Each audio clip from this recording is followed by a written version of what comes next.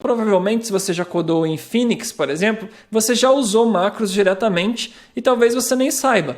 O def module aqui é uma macro.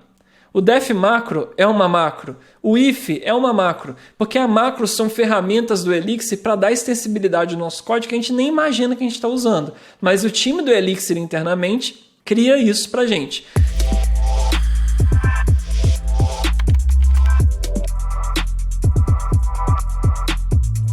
Fala Dev! Bem-vindos a mais um vídeo do Code Drops do universo de Elixir aqui no canal da Rocket City. Meu nome é Rafael Camargo e estou feliz em te ter aqui para aprender um pouquinho mais sobre o universo do Elixir e tudo que ronda aí essa linguagem que eu amo e espero a cada dia mais fazer você se apaixonar por ela também. O vídeo de hoje é um pouquinho mais complicado, talvez um pouquinho mais avançado, que a gente vai conversar sobre macros no Elixir. Macros no Elixir é a forma como a gente atinge metaprogramação, código que constrói código, então é um assunto muito legal, muito interessante e de quebra você vai ter a oportunidade também de entender como funciona um pouquinho melhor linguagens compiladas e como que funciona o processo do nosso compilador, entender como uma expressão do nosso código ela funciona, qual ordem ela executa para transformar isso para código de máquina. Então não perde o conteúdo de hoje que tá muito legal. Então sem mais delongas, bora pro vídeo. Para a gente começar a entender então o que é macro, a gente tem que entender que a gente está no contexto da metaprogramação. A metaprogramação nada mais é do que código que produz código. E esse conceito não é específico do Elixir. Você vai encontrar esse conceito em várias outras linguagens e não só em linguagens funcionais, mas também como linguagens orientadas a objeto. Então, a metaprogramação é atingida em diversas linguagens de diversas formas, mas no Elixir a gente utiliza macros para atingir a metaprogramação. E o que é o conceito da metaprogramação? Código que produz código.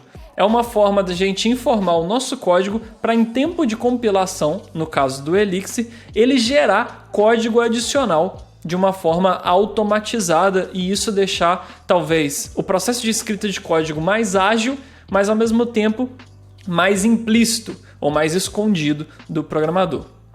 Sempre que a gente está falando de metaprogramação e o processo de compilação de código da nossa máquina, é importante a gente entender o conceito da AST. O que é a AST? A AST é uma sigla para árvore sintática de abstração. AST porque vem do inglês, né? Abstract Syntax Tree. Se eu acertei o inglês aqui, se eu não acertei, você me perdoa também. Mas é árvore sintática abstrata. Árvore sintática abstrata. Toda hora eu confundo aqui e acabo travando. Não vou tentar falar de novo AST, senão eu vou me confundir de novo. Mas então, para a gente entender um pouco melhor o que é a AST, eu vou ir para um quadro branco para a gente poder explorar junto um pouquinho de forma mais simplificada, tá? Não vai ser uma aula de ciência da computação e você não vai sair daqui sabendo como um compilador funciona. É apenas para te dar uma pequena base para entender de onde vem esse conceito de metaprogramação e macros aqui no Elixir, que é uma linguagem compilada. Então eu estou aqui no Xcalendraw, uma ferramenta de whiteboard simples, só para a gente entender. Tem como eu dar um zoom aqui?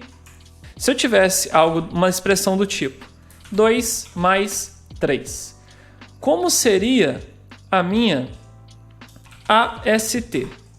A minha AST ela teria o seguinte formato. A AST, como eu disse, é uma árvore. Então, essa árvore eu teria o 2 como uma folha. Então, aqui eu teria o 2, tá? Também teria uma outra folha aqui, que é o 3. Beleza, aqui está o 3. E aqui em cima eu teria um nó. Então vamos fazer assim. Aqui em cima eu teria um nó. Então deixa eu copiar e colar aqui. Vamos subir com esse AST também. Vamos colocar ele do ladinho aqui. E aqui em cima eu teria um nó, que seria o operador de mais. Por que isso é importante? Para o compilador, na hora que ele estiver lendo uma expressão, ele saber como ele vai transformar esse código em bytecode, que é o código final compilado que a nossa máquina virtual, aqui no caso do Elixir, que a BIM vai entender. Então, ele sempre vai até o final da árvore, ele traduziria esse 2 aqui para bytecode, voltaria para o nó, veria se tem mais folhas à esquerda e teria o 3, transformaria o 3 para bytecode, depois ele voltaria no mais, transformaria o mais para bytecode. Dessa forma, através da árvore, ele saberia que eu tenho um 2 e um 3, que são números inteiros, né, um valor literal, não tem nada mais abaixo da árvore para eu percorrer, e o mais é um operador que espera 2 argumentos, então ele saberia a ordem de interpretar isso. Porque imagina, se o compilador simplesmente fosse da esquerda para a direita, ele iria vir aqui no 2, traduzir o 2. Ele viria no mais, traduziria o mais. Beleza. Ele leria o 3, traduziria o 3. Mas ele não saberia que isso aqui é uma operação, uma função, né, por assim dizer, com 2 operadores aqui para ele trabalhar. Isso fica um pouco mais evidente numa expressão um pouco mais complexa. Vamos imaginar, então, que eu tivesse aqui uma expressão do tipo, como uma multiplicação, por exemplo. Se eu tivesse aqui, por exemplo, 3... mais 2 vezes 5. A gente sabe que a multiplicação na matemática tem precedência, ela tem um peso maior. Então, primeiro eu tenho que fazer a multiplicação, 2 vezes 5, 10, mais 3, 13. E se eu for até o meu terminal, é isso que o IEX vai me retornar, né? Qual foi o número que eu coloquei mesmo? 3 mais 2 vezes 5. Então, 3 mais 2 vezes 5 é 13, porque 2 vezes 5, 10, mais 3, 13. Não preciso ensinar matemática. Mas como o compilador sabe a ordem? Como que ele sabe a ordem de executar as instruções na hora de compilar para as coisas acontecerem? Por que ele não segue da esquerda para a direita e faria 3 mais 2, 5 vezes 5, 15, daria outro resultado? Não, por causa da AST. Tudo bem? Como que ficaria a AST para esse caso nosso aqui? Essa árvore mudaria um pouco. Eu teria, nesse caso, uma soma na raiz, tá? Aqui embaixo eu teria um outro nó, vou até copiar esse nó para cá, ó. Que agora aqui vai ter uma multiplicação do 2 com o 5, tá? E do lado de cá eu teria o outro nó, que é o nosso 3. Porque como que funcionaria o compilador rodando essa árvore aqui para interpretar essa situação? O compilador ia começar aqui da nossa raiz, ele iria descer o mais a fundo que ele pode na árvore, nesse caso é o próprio 3, né? E ele falaria assim, ó, aqui eu tenho só o 3, então eu vou traduzir esse 3, né? Eu vou traduzir ele para bytecode e deixaria lá o 3 paradinho. Então teria um 3. Aí ele voltaria para a raiz, não traduziria esse mais, viria aqui para baixo, veria, ó, eu tenho um vezes, mas eu posso ir mais a fundo? Posso ir mais a fundo. Então eu posso vir aqui no 2, né? Traduziria o 2, né? Carregaria o 2, subiria de novo para o vezes, viria no 5. Tem mais alguma coisa a fundo? Não. Tem o 5, então traduziria o 5. Aí depois ele voltaria para a raiz e veria aqui. Ó, então já percorri todos os meus filhos, os filhos desse operador de vezes. Então, tudo que eu preciso está carregado já aqui, o 2 e o 5. Eu tenho um operador aqui, eu posso multiplicar esses valores que vai dar 10. Então, ele traduziu todo esse caminho aqui como um 10. Tá? Então, teria o 10 aqui. Aí depois ele voltaria para a raiz.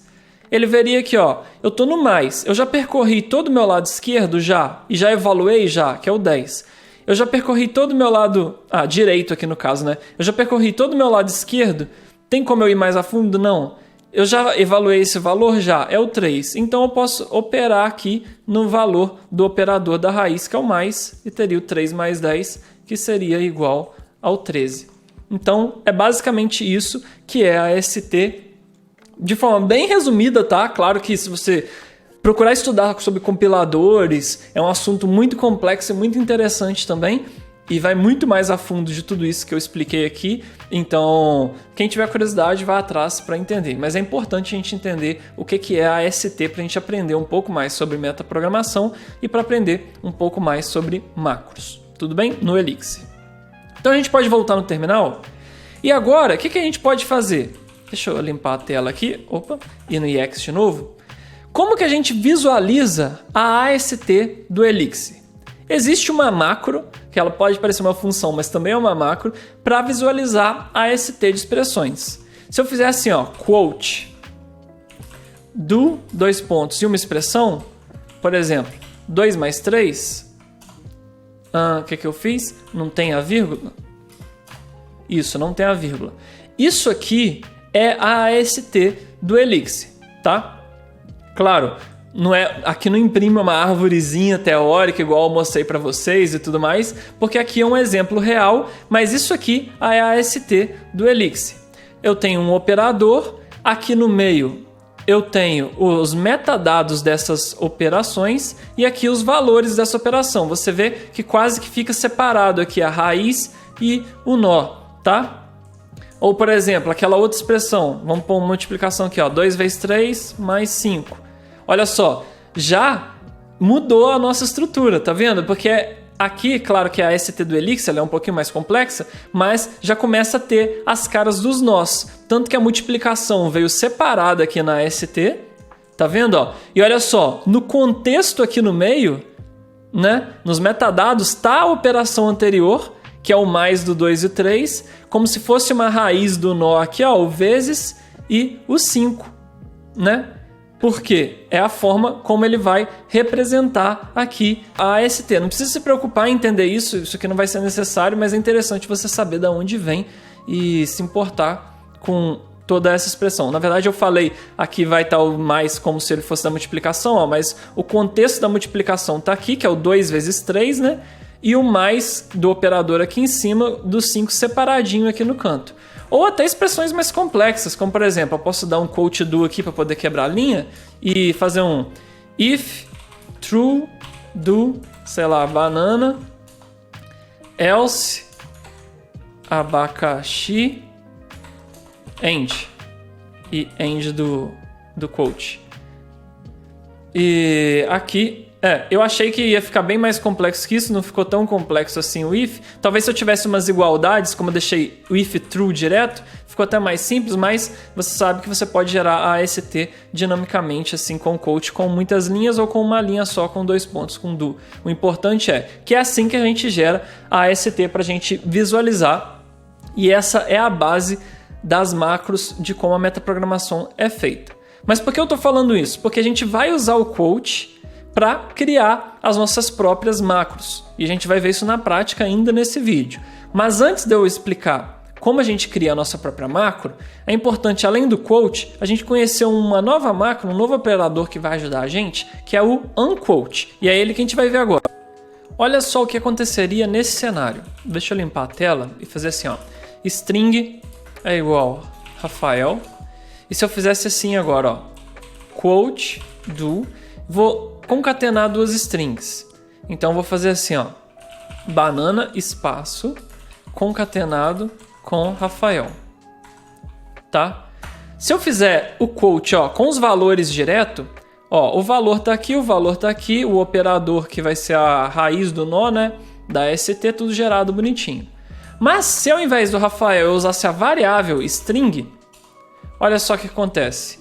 A coisa muda. Eu não tenho valor absoluto aqui dentro. Eu tenho um nome da variável string.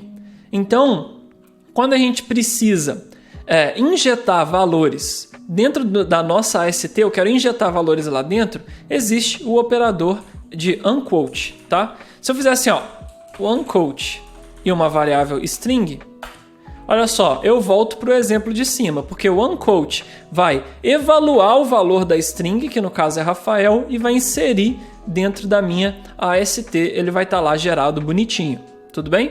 Então, esse é o significado do unquote. É muito parecido quando a gente tem strings, por exemplo, Rafael, e eu quero interpolar um valor aqui dentro. Eu não uso esse operador de interpolação de strings no Elixir para interpolar, e agora eu tenho Rafael e Rafael. O unquote é como se eu estivesse interpolando também string, um valor na verdade. Eu estou injetando esse valor dentro da minha ST. Para criar as nossas próprias macros, esses dois operadores que a gente vai usar, o quote e o unquote. Eu só te mostrei o funcionamento deles antes, mas não se preocupa, não precisa ficar com medo ou se achar muito perdido, porque a gente não vai precisar manipular a AST diretamente, mas é importante a gente saber o que esses dois operadores fazem, tudo bem?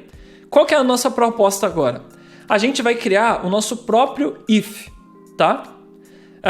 Até porque, como curiosidade, o if é uma macro também do Elixir. Mas a gente vai criar o nosso próprio if para você ver esse fluxo e entender como a gente pode usar o quote e o unquote para criar as nossas próprias macros direto no nosso código também.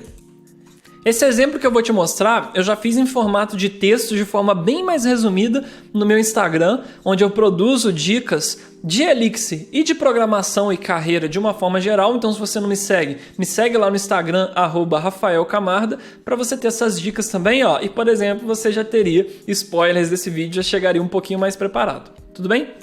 Mas olha só, deixa eu fechar o EX, vamos ir ao nosso código. Aqui eu criei um projeto chamado xMacro só para a gente testar essa criação da nossa macro. E o que eu vou fazer? Vou deletar a documentação. Esse def eu vou mudar ele para um def macro, que é a forma que a gente utiliza para criar uma macro, é def macro. Aqui o nome da nossa macro. Então eu vou criar assim, if banana, tá? E aqui dentro eu vou passar a expressão que eu quero receber. Então o que eu vou receber no nosso if banana? Eu vou receber um value e um do, como um keyword argument aqui, e um code. Porque o que eu quero fazer? No final, eu quero fazer igual um if. Eu quero ter um código do tipo if banana, eu executo um código qualquer, tá? Então, se o valor que eu receber for o valor banana, eu vou executar um bloco de código. Se esse valor não for banana, eu não faço nada. Tudo bem? Para demonstrar como que eu criaria uma macro que está gerando código em tempo de compilação para mim.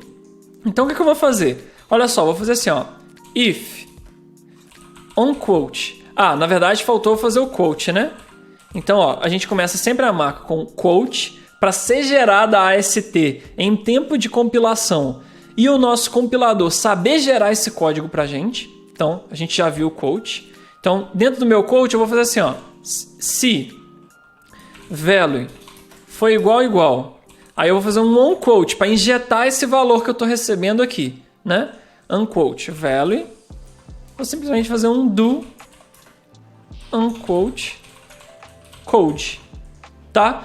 Ou seja, vamos recapitular o que eu fiz aqui. Usei o quote que a gente já viu o funcionamento, como ele funciona, que ele vai gerar a árvore sintática abstrata para o nosso compilador entender, mas a gente não interessa isso. O que interessa para a gente é o código que a gente quer gerar em tempo de compilação precisa estar dentro de um quote. E se eu precisar injetar valores externos, eu uso o unquote para injetar esses valores. Então, estou pegando o valor aqui do value e o valor do code aqui, tá? Então, mas na verdade eu fiz uma coisa errada aqui. Na verdade eu tenho que fazer assim, if banana, né? Porque é o meu que a gente está criando if banana, né? Então, se banana foi igual a unquote value, ou para ficar melhor, if unquote value foi igual a banana, eu vou fazer um do unquote code que está recebendo aqui para mim. Por que eu coloquei esse vírgula do code? Para executar como se fosse um if. Quer ver? Vamos ver isso na prática? Eu estou dentro do meu projeto? Estou. Vou fazer assim, ix-s mix. Beleza. Vou dar aqui um require e o nome do nosso módulo, xMacro. Então, xMacro, para eu poder usar essa macro aqui direto no ix, tá? Então, olha só que eu vou fazer assim, O que eu vou fazer agora? xMacro.ifBanana. Aí vou passar um valor aqui, Rafael, do 1 mais 1. Por que eu recebi um new? Porque Rafael não é igual a banana, né? Então eu não consigo executar esse 1 mais 1. Porém, agora, se eu fizer um if banana, olha só, eu tenho o resultado 2, porque eu executei o meu if banana que executou o 2 e esse código foi executado. Ou seja, a gente acaba de criar um novo operador, uma nova função que é uma macro no Elixir através do quote e o unquote, tá? Claro que esse exemplo é um exemplo mais simples, é apenas para te introduzir o que são macros. No dia a dia, na prática, o uso é muito mais complexo e vai muito mais além disso. Então, essa é apenas uma introdução para você entender aí como funcionam as macros de uma forma geral, o que é quote, o que é unquote, se você se deparar com isso aí nos seus códigos. Mas o mais importante é você saber que você pode, provavelmente, se você já codou em Phoenix, por exemplo, você já usou macros diretamente e talvez você nem saiba. O def module aqui é uma macro. O def macro é uma macro. O if é uma macro. Porque as macros são ferramentas do Elixir para dar extensibilidade ao nosso código que a gente nem imagina que a gente está usando. Mas o time do Elixir internamente cria isso para a gente. Então, o def module, por exemplo, vai gerar todo o código necessário de um módulo através desse valor, através dos valores depois do do aqui, tá? Um if também. Então, tudo isso é mapeado internamente para códigos base do Elixir, que se a gente fosse escrever nesses códigos base o nosso código, ia ser muito mais difícil e muito mais chato de escrever código em Elixir. Mas com todas essas macros, esses códigos ficam mais usáveis. Então, macros normalmente são mais utilizados internamente do que por nós programadores, até porque só com o que a gente tem em mãos já é muito fácil, muito simples criar código Elixir limpo, elegante e extensível, tudo bem? Mas agora eu vou te mostrar um exemplo que a gente costuma usar macros no Elixir e que talvez você nem saiba. Aqui eu estou dentro de outro projeto Elixir, que é o projeto do código que a gente trabalhou na NLW de número 5, projeto em Mana. Por que eu quero abrir ele? A gente sabe que nos testes de controller, por exemplo, aqui eu não tenho, eu acho que eu não tenho os testes. Aqui eu tenho um caso. Por exemplo, em testes de controle, em testes de conexão, a gente tem esses use com case, ou é muito comum a gente usar também o data case. Deixa eu ver, aqui eu não estou utilizando, mas o próprio XUnit case aqui com esses uses que a gente usa. Isso aqui, ó, se eu abrir esse com case, aonde esse com case fica? Aqui em suporte com case. Olha só, se a gente descer aqui, o que a gente tem? Um quote e vários imports que são feitos aqui, alias, uma variável de módulo. Então, por que tem esse quote aqui que a gente já viu o funcionamento? Porque através daquele use, a gente está injetando todo esse código nos módulos que utilizam o conCase, tudo bem? Então, eu faço um uso muito comum do quote, é para a gente injetar código boilerplate, que é muito comum em todos os módulos, através de macros também. Então, eu poderia estender, por exemplo, esse conCase e ter outros alias aqui, outros códigos que seria injetado no meu módulo principal também, através aqui do quote, tá? A gente vê até aqui que é feito outros setups aqui do Ecto, né, tudo mais, porque olha só, a gente está no módulo aqui, ó, em Mana conCase. E aqui, ó, eu tenho um import do próprio módulo. Eu não estou em Mana Web conCase e dentro desse próprio módulo eu estou fazendo um import dele mesmo. Tá vendo que eu tenho aqui o import conCase? Eu estou fazendo um import desse módulo todo dentro de outro módulo, tá? Inclusive esse setup aqui do Ecto para o Ecto funcionar em modo sandbox nos nossos testes. Se você já fez alguma NLW ou Ignite Elixir, você sabe o que isso significa. Mas como isso é possível? Com macros, tá? Eu estou configurando um módulo para injetar ele mesmo em outro módulo através da macro aqui, utilizando o quote. Só assim isso é possível. Por quê? Primeiro vai ser evaluado o módulo, depois vai ser importado o módulo dentro do módulo que faz o use em Mana conCase, por exemplo, tá? Então, provavelmente você já usou o conCase ou o datacase, por exemplo, você está usando indiretamente as macros, e esse é o uso mais comum, tudo bem? Lembrando que as macros sempre são resolvidas em tempo de compilação. Diferentemente de funções, qualquer função comum, ela é resolvida em tempo de compilação, tá? Então, qualquer função comum, ela é resolvida em tempo de compilação. Então, qualquer variável, qualquer valor que eu receba aqui, em tempo de compilação não, em tempo de execução, funções, enquanto macros são executadas em tempo de compilação. Então, se eu tiver qualquer valor dinâmico numa função, isso funciona, porque eu recebo dinamicamente em tempo de execução e utilizo esse valor. Uma macro não. Como a gente viu, a gente trabalha com AST, com processo de compilação.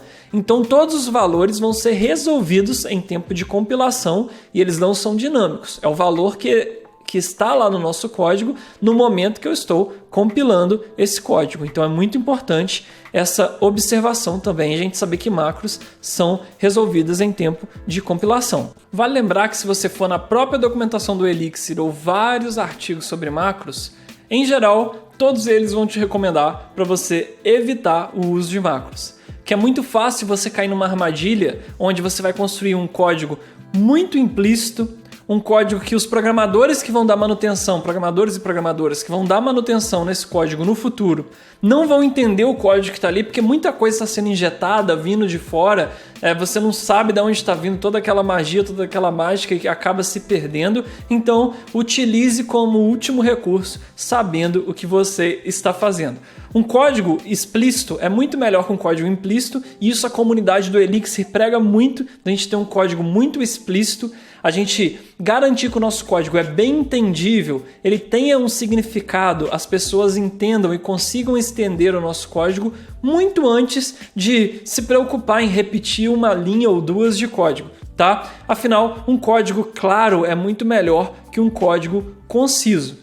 Um quote que eu li e tá lá num post do Instagram também, que eu gostaria de compartilhar aqui também, é que o código ele é escrito uma vez, mas lido milhares de vezes. Então você pode observar que você vai escrever, vai dar manutenção no seu código uma vez, mas ele vai ser lido e estendido por outros devs milhares de vezes. Então a gente tem que preocupar com o nosso código ser muito entendível, ser muito claro, tudo bem? Então não vamos cair na armadilha de tentar criar inúmeras abstrações. Porque eu não posso repetir uma linhazinha de código, porque eu não posso repetir uma variávelzinha. Não, vamos preferir códigos que tenham significado e que os outros programadores tenham conforto e talvez até assim, felicidade, vamos dizer assim, de trabalhar com a nossa codebase. Tudo bem? Então, esse foi o vídeo de hoje sobre macros, espero que você tenha gostado, apesar de ser um assunto um pouquinho avançado e um pouquinho chato e pode ter dado uma faísquinha na sua cabeça, espero que pelo menos um pouquinho você tenha entendido,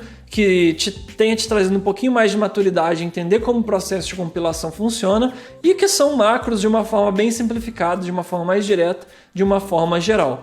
Não deixe de acompanhar todos os outros conteúdos que a gente vem produzindo no Code Drops, inclusive os conteúdos que estão sendo sugeridos para você aí na tela, mas lembrando que toda segunda-feira estamos aqui de volta com muito conteúdo, então espero em te ver semana que vem. Se inscreva no canal da Rocket, deixe aí seus comentários e feedbacks para mim e possíveis temas de Elixir que vocês queiram que eu produza conteúdo e a gente se vê depois. Valeu!